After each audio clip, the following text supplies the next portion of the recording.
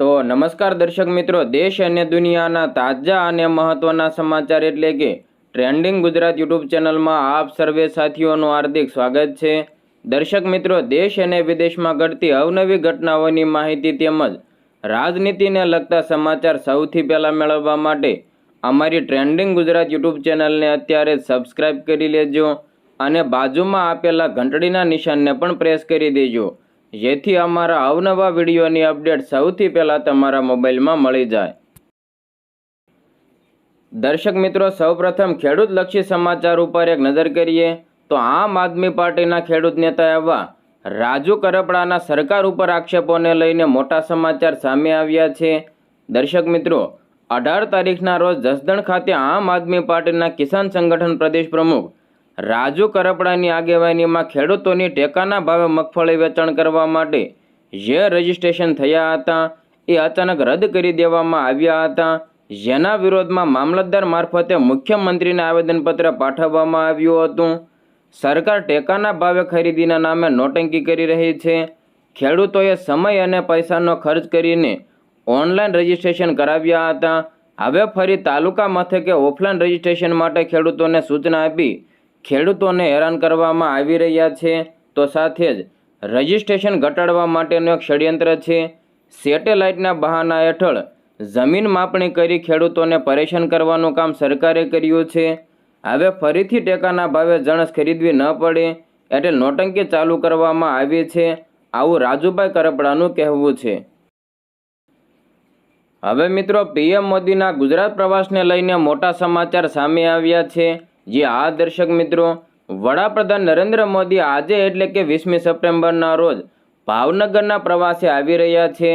ભાવનગરમાં તેઓ કરોડો રૂપિયાના લોકાર્પણ તથા વિકાસ કાર્યોનું ઉદ્ઘાટન પણ કરશે, તેમજ જાહેર સભાને પણ સંબોધવાના છે। આ અંગે પ્રાપ્ત માહિતી પ્રમાણે વડાપ્રધાન નરેન્દ્ર મોદીનો ભાવનગરના એરપોર્ટથી રોડ શો કરીને તેઓ જવાહર મેદાન સુધી પહોંચશે, જ્યાં તેઓ જાહેર સભાને સંબોધવાના છે। ભાવનગરના પ્રવાસ દરમિયાન ભાવનગર, અલંગ સહિત સમગ્ર દેશના મહત્વના પોર્ટના શિપિંગ, મેરીટાઈમ સહિતના જુદા જુદા પ્રકલ્પોના 1.5 લાખ કરોડના MOU કરશે।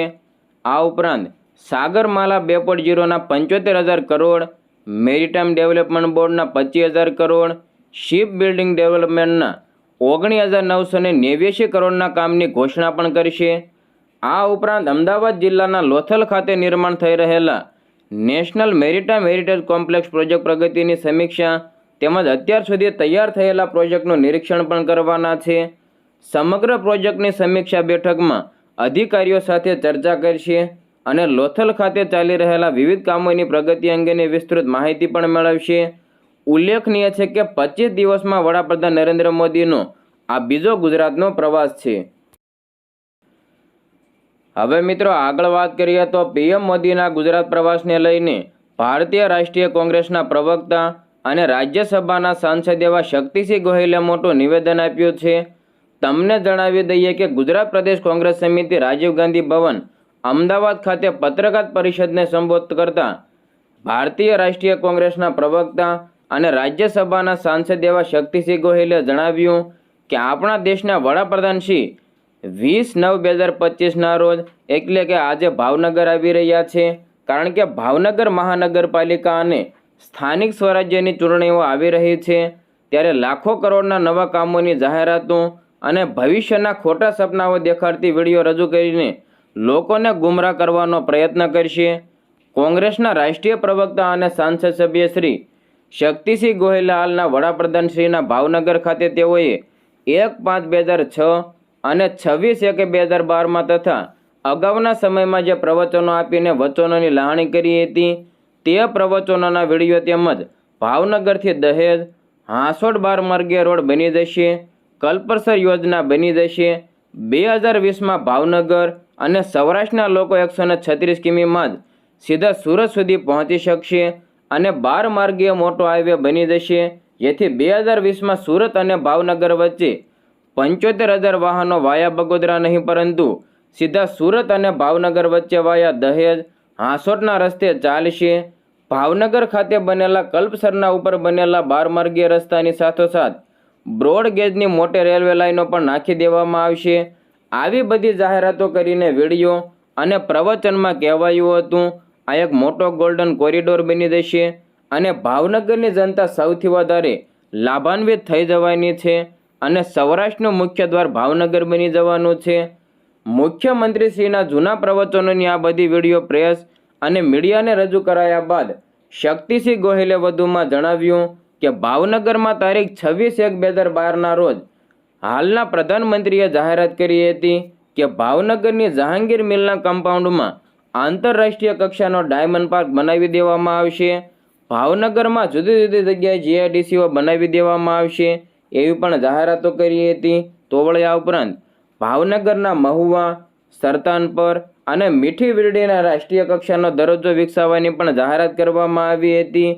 સત્ય હકીકત તો એ છે કે ચૂંટણીઓના સમયે વારંવાર આવી મોટી અને ખોટી જાહેરાતો બાદ હકીકતમાં ભાવનગરમાં કરેલી જાહેરાતો પૈકી કશું જ જોવા મળ્યું નથી.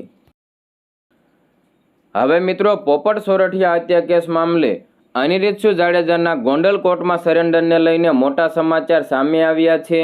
જી હા દર્શક મિત્રો, ગોંડલના પૂર્વ ધારાસભ્ય પોપટ સોરઠિયા હત્યા કેસમાં આજીવન કેદની સજા પામેલા રીબડાના અનિરુદ્ધસિંહ જાડેજાની મુશ્કેલીમાં વધારો થયો છે.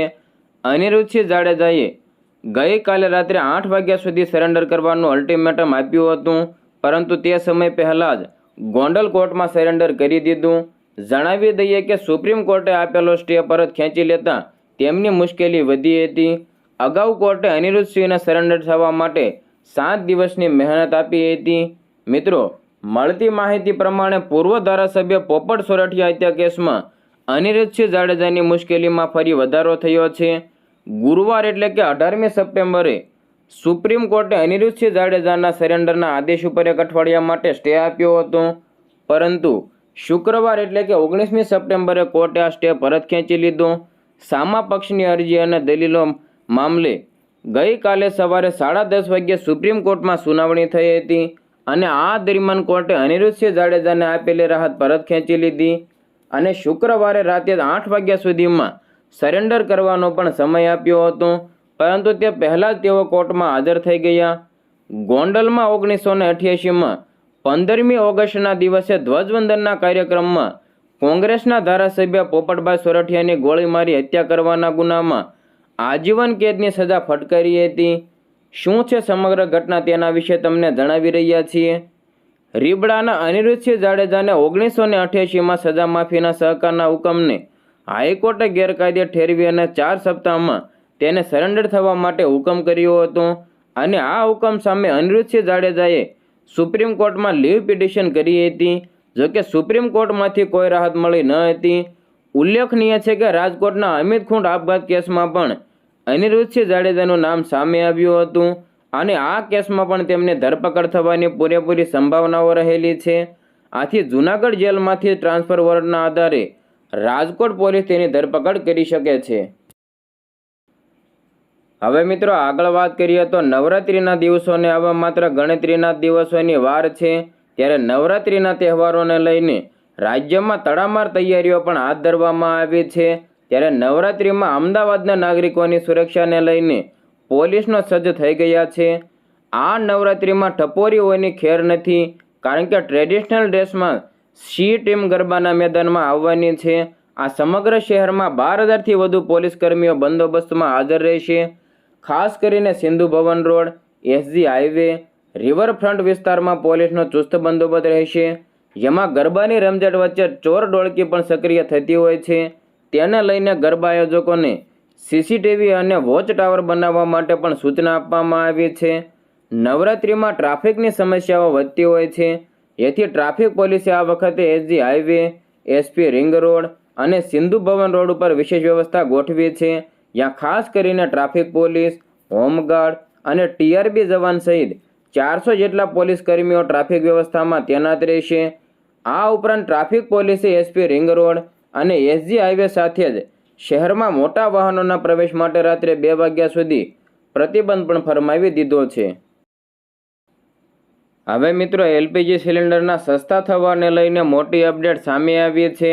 મિત્રો, દેશભરમાં 22 સપ્ટેમ્બરથી લાગુ થવા જઈ રહેલા નવા જીએસટી સુધારાને કારણે મોટાભાગની ચીજવસ્તુઓ સસ્તી થવાની છે. તમને જણાવી દઈએ કે જીએસટી કાઉન્સિલની બેઠકમાં 12% અને 28%ના સ્લેબ નાબૂદ કરીને ફક્ત 5% અને 18%ના સ્લેબ રાખવાનો ઐતિહાસિક નિર્ણય લેવાયો છે. જોકે આ ફેરફારો વચ્ચે લોકોમાં એ પ્રશ્ન ઊભો થયો છે કે શું એલપીજી સિલિન્ડરના ભાવમાં પણ ઘટાડો થશે? તો ચાલો જાણીએ કે હાલમાં ઘરેલું એટલે કે રાંધણ ગેસ સિલિન્ડર ઉપર 5% અને કોમર્શિયલ સિલિન્ડર ઉપર 18% જીએસટી લાગુ પડે છે. જીએસટી કાઉન્સિલે આ દરોમાં કોઈ ફેરફારોની જાહેરાત નથી કરી. આનો અર્થ એ છે કે 22 સપ્ટેમ્બરથી લાગુ થતા નવા નિયમોમાં પણ એલપીજી સિલિન્ડર પરનો જીએસટી દર યથાવત રહેશે. કોમર્શિયલ સિલિન્ડર ઉપર 18% જીએસટી લાગુ રહેવાનું કારણ એ છે કે તેનો ઉપયોગ વ્યવસાયિક હેતુઓ માટે થાય છે, જેમ કે હોટલ અને રેસ્ટોરન્ટમાં. આથી સરકાર આ ઉત્પાદનને આવશ્યક ચીજવસ્તુઓ કરતાં અલગ રીતે વર્ગીકૃત કરે છે. કઈ વસ્તુઓ સસ્તી થઈ રહી છે તેના ઉપર એક નજર કરીએ તો નાણાં મંત્રી નિર્મલા સીતારમણના નેતૃત્વમાં 3મી સપ્ટેમ્બરે મળેલી જીએસટી કાઉન્સિલની બેઠક 2017માં જીએસટી લાગુ થયેલા પછીનો સૌથી મોટો સુધારો હતો.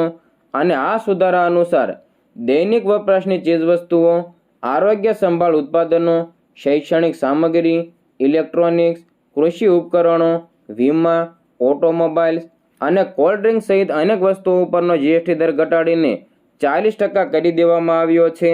આ ફેરફારોથી સામાન્ય નાગરિકોને મોટી રાહત મળશે. જોકે એલપીજી સિલિન્ડરના ભાવ યથાવત રહેશે. અન્ય અનેક વસ્તુઓ પરનો જીએસટી ઘટવાને કારણે ગ્રાહકોને મોટો ફાયદો થવાનો છે.